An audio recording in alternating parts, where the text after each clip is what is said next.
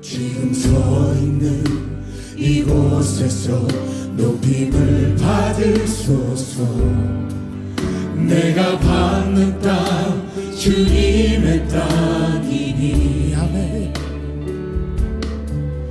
하늘이 주의 이름 높이 올리며 넓은 바다가 주를 노래해. 모든 만물 주를 경배해. 모든 입술 주를 찬양해. 모든 입술 주를 찬양. 할렐루야. 천지를 만드신 만물의 통치자 높임을 받으소서. 내 평생에 주의 이름 높이며 어느 곳에 서든지 주님을 예배하리라. 내가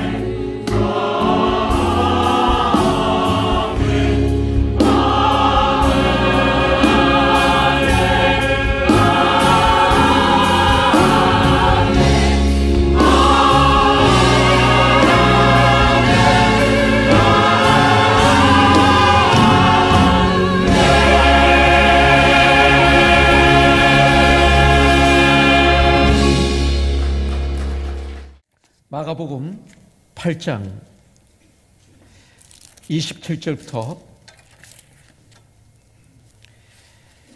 38절입니다. 교독하겠습니다.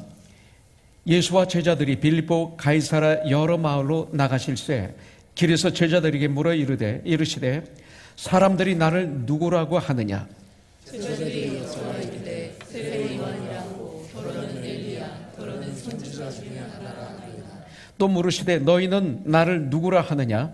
베드로가 대답하여 이르되 주는 그리스도 신이이다 하매 이에 자기 이를 아무에게도 말하지 말라 경고하시고, 인자가 많은 고난을 받고 장로들과 대제사장들과 서기관들에게 버림받아 죽임을 당하고 사흘 만에 살아나야 할 것을 비로소 그들에게 가르치시되 드러내놓고 이 말씀을 하시니 베드로가 예수를 붙들고 항변하매 예수께서 돌이키사 제자들을 보시며 베드로를 꾸짖어 이르시되 사탄아 내 뒤로 물러가라. 내가 하나님의 일을 생각하지 아니하고 도리어 사람의 일을 생각하노도다 하시고, 우리와 제자들을 불러 이르시되 누구든지 나를 따라오거든 자기를 부인하고 자기 십자가를 지고 나를 따를 것이니라. 누구든지 자기 목숨을 구원하고자 하면 잃을 것이요 누구든지 나와 복음을 위하여 자기 목숨을 잃으면 구원하리라.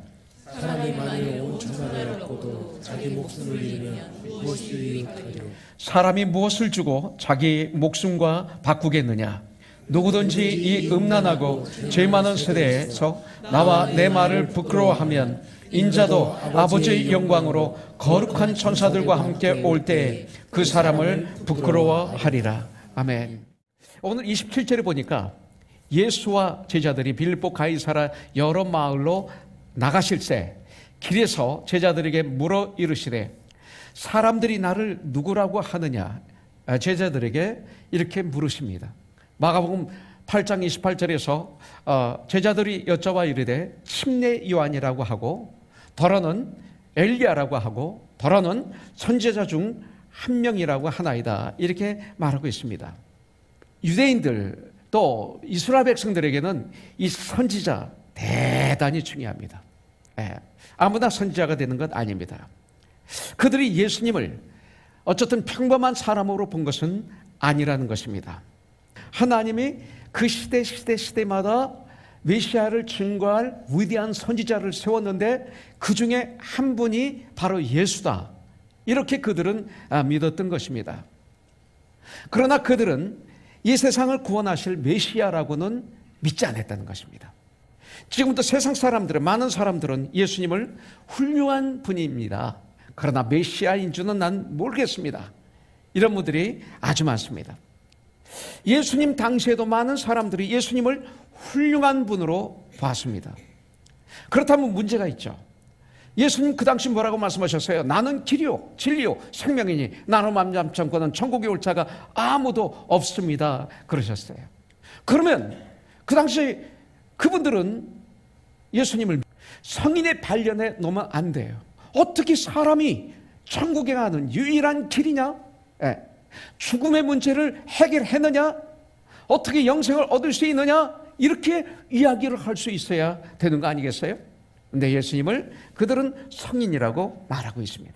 석가모니나 공자나 소크라테스 죽음 후에 대해 죽음을 해결하는 방법을 명쾌하게 알려주지 못하고 이 세상을 떠났습니다. 여러분들, 그러나 예수님은 이 세상 모든 사람들을 위해서 나는 죽어야 된다라고 말씀하십니다. 전 세계 역사 이래 이런 분은 없습니다. 우리 예수님은 친히 이 세상 모든 민족들을 위해서 고난을 받으시고 십자가에서 죽으시고 3일 후 죽음을 이기시고 다시 살아나셨습니다. 이 세상에서 주님은 마지막 하신 말씀이 다 이루었다 이십니다.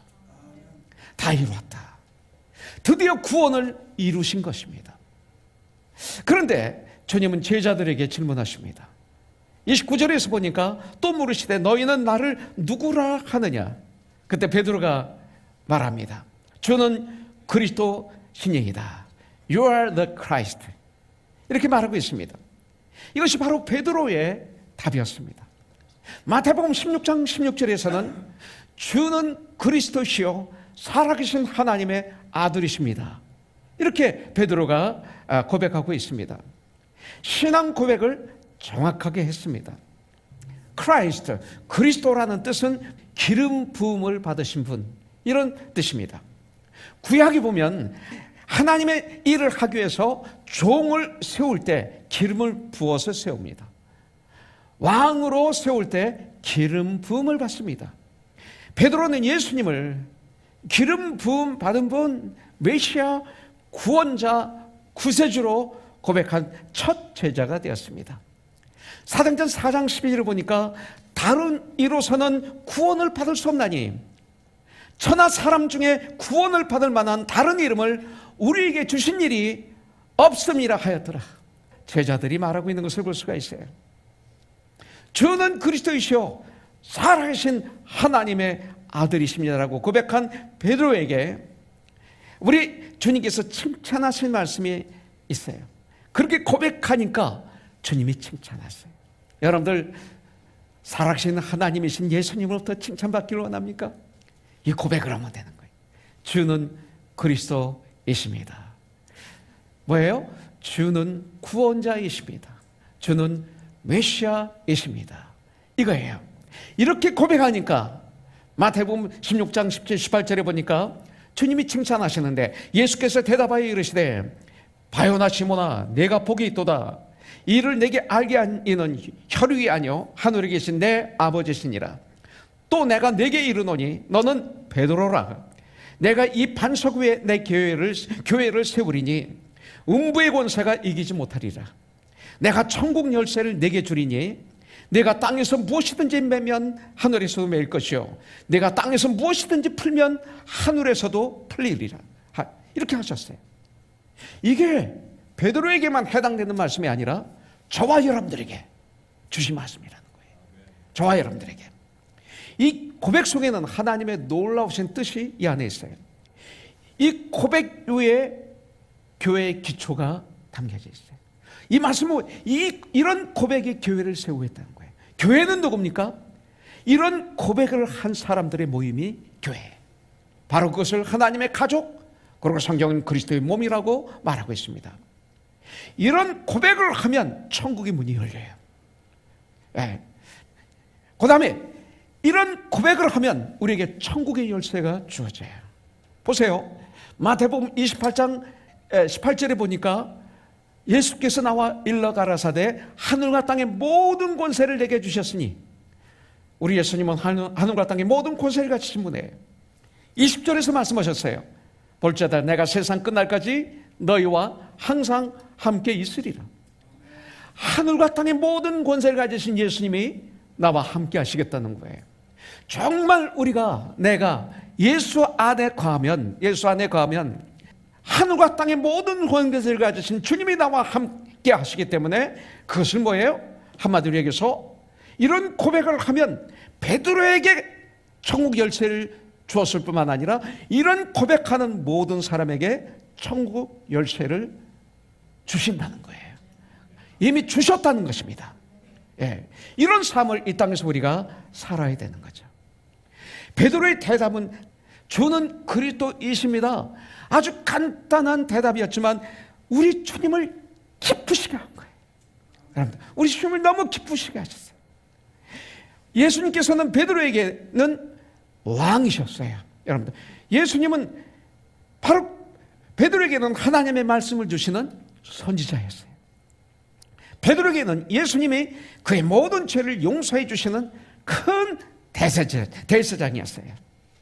여러분들, 예수님은 나에게 어떤 분이십니까? 주는 그리스도이십니다. 베드로처럼 이 시간 나는 고백할 수 있을까요?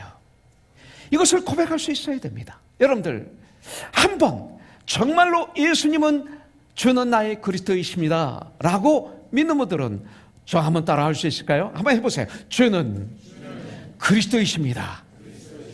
그러면 예수님께서는 이 베드로가 이런 고백을 하고 난 다음에 이제 주님이 너무나 그들이 사랑스럽고 주님의 제자들이니까 이제 알려주시면 지금 가리키시는 거예요. 그게 뭐예요? 31절입니다.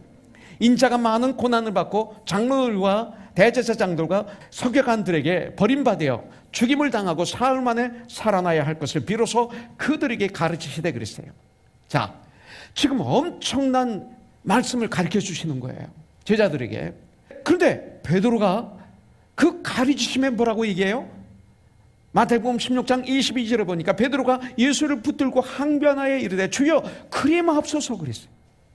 그리 마옵소서, 이 일이 결코 주께 미치지 아니하리이다, 이렇게 말하고 있습니다. 마가복음 8장 32절부터 33절에 보니까 드러내놓고 이 말씀을 하시니 주님이 이 땅에 오신 목적을 말씀하시는 거예요. 가르쳐 주시는 거예요. 베드로가 예수를 붙들고 항변하되 33절 예수께서 돌이키사 제자들을 보시며 베드로를 꾸짖어 이르시되, 잘 들어 이거예요. 제자들을 보시며 너희들 잘 들어. 그러면서 베드로를 꾸짖어 이르시되 사탄아 내 뒤로 물러가라. 조금 전에 칭찬 들었어요. 내가 하나님의 일을 생각하지 아니하고 도리어 사람의 일을 생각하는도다. 말씀하시면서 베드로를 꾸짖습니다. 그러니까 예수님께서 베드로에게 마귀야 이렇게 말씀하신 거예요. 예수님이 마귀야 물러가라 하시면서까지 베드로를 꾸짖으신 이유가 무엇일까요? 이것이 아주 중요합니다. 그것은 베드로가 하나님의 일보다는 사람의 일을 생각하고 있었다는 것입니다. 하나님의 일을 하려는 예수님을 방해하게 되는 거예요. 여러분들, 분명 베드로 자기 나름대로는 예수님을 위하는 마음으로 그렇게 한 것이죠. 그런 일이 일어나지 않게 하려고 막았던 것입니다. 그런데 주님은 사탄아 내 뒤로 물러가라 하신 거예요. 이 말씀을 통해서 우리는 아주 중요한 것을 배워야 돼요. 하나님의 자녀들도 순간적으로 사탄의 도구가 될 수 있음을 우리는 알아야 돼요. 지금 내가 주님을 위해 열심히 하는 그 일이 하나님의 일을 막는 일이 될 수 있다는 거예요. 너무나 큰 은혜를 받은 사람도 순간순간 자칫하면 사탄의 도구가 될 수 있다는 것을 우리에게 오늘 말씀을 통해서 알려주고 있어요. 이것은 그가 구원을 받지 못했다는 거 아니에요. 구원 받았어요. 사탄의 종이란 말이 아닙니다. 그러나 순간순간 사탄에게 속아서 사탄을 유익하게 할 수 있는 자가 될 수 있다는 거예요. 그렇다면 어떤 일이 하나님의 일일까요? 오늘 말씀을 통해서 그걸 우리에게 알려주는 거예요. 무엇이 그렇다면 하나님의 일일까요? 사도행전 3장 16절에 보면 하나님이 이 세상을 이처럼 사랑하사 독생자를 주셨으니 이는 그를 믿는 자마다 멸망치 않고 영생을 얻게 하려 하심이라. 이게 하나님의 일이에요. 하나님이, 예수님이 이 땅에 오신 일이 뭐예요? 바로 우리를 죄에서 구원해 주시고 죽음의 문제를 해결해 주시고 우리에게 영생을 주시기 위해서 이 땅에 오신 거예요. 이게 하나님의 일이에요. 그것을 오늘 우리에게 또 가르쳐 주신 게 31절이에요. 인자가 많은 고난을 받고 장로들과 대제사장들과 서기관들에게 버림받아 죽임을 당하고 3일 만에 살아나야 할 것을 비로소 그들에게 가르치신, 이것을 가르쳐 주신 거예요. 바로 이 일이 하나님의 일이에요. 예수님이 고난받으시고 십자가에 달려서 온 피와 물을 쏟으시고 죽으시고 3일 만에 죽음을 이기시고 부활하실 이 일이 하나님의 일이에요. 그래서 지금 하나님께서 예언하시고 하나님께서 작정하시고 하나님이 준비하신 그리스도께서 이 땅에 오셔서 구원을 이루시려고 하는데 베드로는 뭐라고 얘기했어요? 그러면 안 되십니다. 그러면 안 됩니다. 이 시대에 교회 안에 이런 일들이 얼마나 많은지 몰라요. 여러분들, 육신적인 생각, 자신의 생각을 가지고 주님이 죽으시면 안 된다는 거예요. 메시아는 반드시 죽으심으로 이 땅의 문제를 해결을 하신다라고 성경에 말씀하고 있어요. 구약에서 계속 말씀하고 있어요. 이 사실을 베드로도 알고 있어요. 그런데 왜 그것을 잊어버렸을까요? 자기의 일을 먼저 생각했기 때문에 그래요. 자신의 일을 먼저 생각할 때 우리는 하나님의 음성을 놓치게 돼요.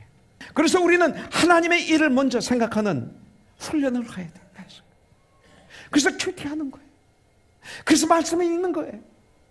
바로 이것을 위해서 주님은 우리를 도와주시기 위해서 무시로 기도하라, 쉬지 말고 기도하라 하시는 거예요. 그러나 신앙생활을 올바르는 것이 그렇게 어렵지 않습니다. 왜냐하면 하나님께서, 하나님을 믿는 우리 그리스도인들이 하나님의 마음과 하나님의 뜻을 잘 알아 믿음이 깊어서 하나님의 일을 할 수 있도록 우리에게 성경을 주셨습니다. 말씀을 주셨어요. 말씀이 육신돼서 이 땅에 오신 분이 예수님이에요. 이 성경 안에는 하나님의 마음이 담겨져 있어요. 여러분들 하나님 마음을 보기를 원합니까? 성경을 봐야 돼요. 여러분들 하나님의 뜻이 이 안에 가득 차 있어요. 성경을 보면 하나님의 일이 무엇인지를 알 수 있어요. 그래서 디모데후서 3장 16절부터 17절에 보면 모든 성경은 하나님의 감동으로 된 것으로 교훈과 책망과 바르게 함과 의로 교육하기에 유익하니.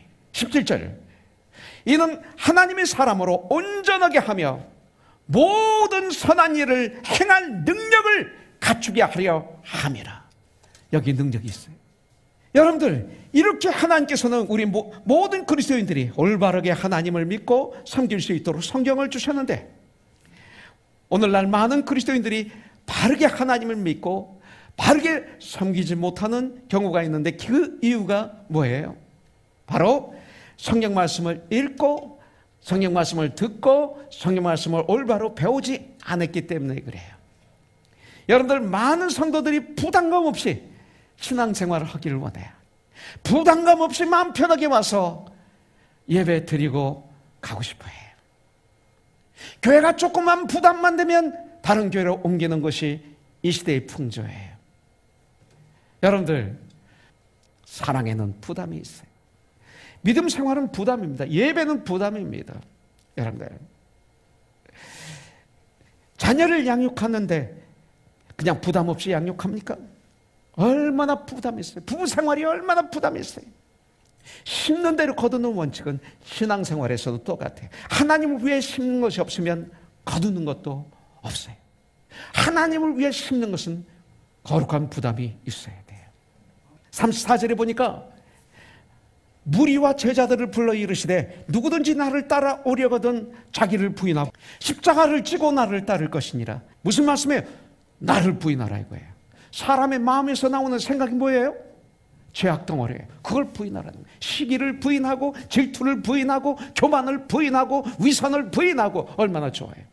그리고 자기에게 주어진 십자가가 어떤 십자가이든지 그 십자가를 지고서 나를 따라오라. 주님이 정말 사랑하셔서 우리를 위해 정말 당신의 목숨까지 아끼지 아니하시고 내어주신 예수님께서 왜 이런 부담스러운 명령을 우리에게 하셨을까요? 그 이유는 여러분들, 그것이 우리에게 축복이 되기 때문에. 주님의 생각, 주님의 방법, 주님이 원하시는 것을 받아들이라는 거예요. 주님이 나를 얼마나 사랑하세요. 나를 위해서 죽기까지 사랑하신 주님 아닙니까? 한 영혼을 천하보다 귀하게 여기셔서 나를 위해서 죽은 분이 누가 있어요? 그렇게 나를 위하시는 주님의 생각, 주님의 방법, 주님이 원하시는 것이 옳다는 거예요. 네. 이것을 받아들이고 실천하는 삶, 이것이 나를 부인하고 이 소리예요. 십자가를 치는 삶인 거예요. 이것이 축복의 삶인 거예요. 예수님의 위대하심은 십자가를 지시기까지 끝까지 자기 자신을 부인하시고 오직 하나님 아버지만 인정하신 삶이었어요. 그래서 승리하신 거예요. 그래서 다 이루었다 하신 거예요. 자, 두 번째, 하나님께서는 모든 성도들이 신앙생활을 올바로 할 수 있도록 이 성경을 주셨어요. 그런데 오늘날 그리스도인들 중 그렇게 성경을 많이 읽은 수많은 사람들 중 신앙생활을 올바로 하지 못한 경우가 생기는 이유가 뭐예요? 중요한 거예요. 성경을 자기 마음대로 잘못 해석해서 그래요. 마틴 루터 목사님은 종교 개혁한 목사님으로 유명하죠. 그런데 아주 아픈 흠이 있어요. 그 흠 중에 하나가 유대인들을 동물 취급을 했어요. 아마 이것 때문에 나중에 나치가 포로 수용소에 유대인들을 집어넣은 것, 그 중에 한 이유가 있지 않을까 생각해요. 성경을 잘못해서 하면 이런 엄청난 아픔으로 바뀌어요. 성경을 바르게 해석해야 돼요. 성경을 바르게 해석하지 못하면 하나님을 믿는다고 하면서 우리는 그러면 안 됩니다. 베드로같이 마귀의 앞잡이가 될 수가 있어요. 그래서 거기서 이단이 나오는 거예요. 성경을 바르게 해석하려면 성경에 대한 연구도 중요하지만 그보다 더 중요한 것은 나의 자존심, 나의 믿음과 나의 경험, 나의 감정, 나의 지식을 다 내려놓고 무릎을 꿇고 주님을 바라보면서 성령의 인도하심을 구하는 기도가 필요해요. 성경은 성령의 감동으로 기록된 하나님의 말씀이에요. 그래서 인간의 지식 가지고는 풀 수가 없어요. 오직 성령이 도와주심으로 어린아이도 어른도 가난한 자도 부자도 못 배운 사람과 또 배운 사람도 모두 다. 그래서 고린도전서 2장 14절에 보면 육에 속한 사람은 하나님의 성령의 일을 받지 아니하나니 저에게는 어리석게 보이며 또 깨닫지도 못하다니 이런 일은 오직 영적으로라야 분변함이니라. 성경에서 이렇게 말씀하고 있어요. 현재 한국교회에서 이 세상에는 수많은 교회에서 많은 문제가 발생하고 있는 것은 성경 말씀을 잘 모르기 때문에 생기는 문제가 아니에요. 성경 말씀은 잘 알아요. 마귀도 알아요. 하나님께서 어떻게 하시기를 원한다는 것은 너무나 잘 알아요. 그러나 알면서도 못하는 이유는 욕심 때문에. 성경에 보면 구약에서 하나님께서 가장 심각하게 다루신 죄가 하나님 외에 다른 신을 섬기는 것이었어요. 사도 바울은 사람이 우상을 섬기게 되는 이유가 좀 더 쉽게 좀 더 많이 가지려는 인간의 욕심 때문에 그렇다고 말하고 있어요. 골로새서 3장 5절에 보면 그러므로 땅에 있는 지체를 죽이라 곧 음란과 부정과 사욕과 악한 정욕과 탐심이니 탐심은 곧 우상 숭배니라. 성경이 이렇게 말하고 있어요. 예수님께서는 세상에 대한 욕심을 없으셨어요. 주님은 이 세상에 오셔 사시는 동안 모든 것을 다 주시고 피까지 물까지 생명까지 다 주시고 가셨어요. 하늘로부터 사랑을 채우시고 그 사랑을 필요하는 사람들에게 퍼주셨어요. 하늘로부터 능력을 채우시고 그 능력을 필요하는 사람들에게 퍼주셨어요. 하늘로부터 생명을 채우시고 생명이 필요한 사람들에게 가서 나눠주셨어요. One soul to one soul. 이렇게 우리가 주는 삶을 살 때 하나님의 일이라고 그러는 거예요. 그것이 바로 하나님의 일이에요. 하나님의 일이 시작되는 거예요. 여러분들 생명보다 더 귀한 것은 없어요. 세상을 다 가진다 하더라도 내가 죽는다면 무슨 의미가 있겠어요? 그런데 육신의 생명도 너희가 그렇게 귀한데 정말 하나님께서 우리에게 주신 영생의 가치가 얼마나 귀하냐. 오늘 말씀하시는 거예요. 그래서 37절 38절에서 사람이 무엇을 주고 자기 목숨과 바꾸겠느냐. 누구든지 이 음란하고 죄 많은 세상에서 나와 내 말을 부끄러워하면 인자도 나도 하나 아버지의 영광으로 거룩한 천사들과 함께 올 때 죄를 마실 때 그 사람을 내가 부끄러워하리라. 저와 여러분들은 우리들의 삶의 현장에서 항상 예수께서 그리스도 되심을 시인하고 증거하는 올 한 해 2019년이 되길 주님의 이름으로 축복합니다. One soul to one soul.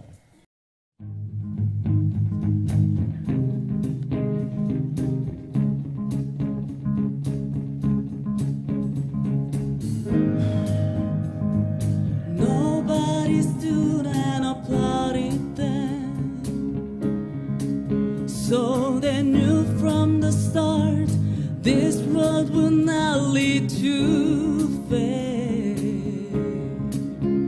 All they really knew for sure what Jesus had called to them. He said, "Come follow me," and they came. With reckless abandon they came.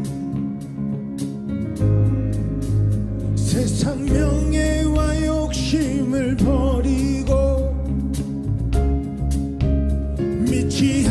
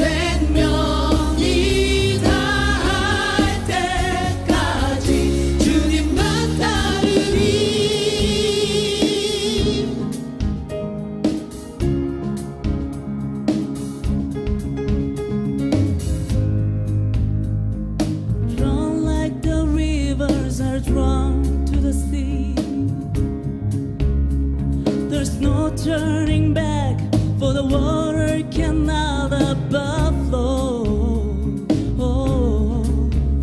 Once we hear the Savior's call, we follow wherever He leads, because of the love He has shown, and because He has called us to go.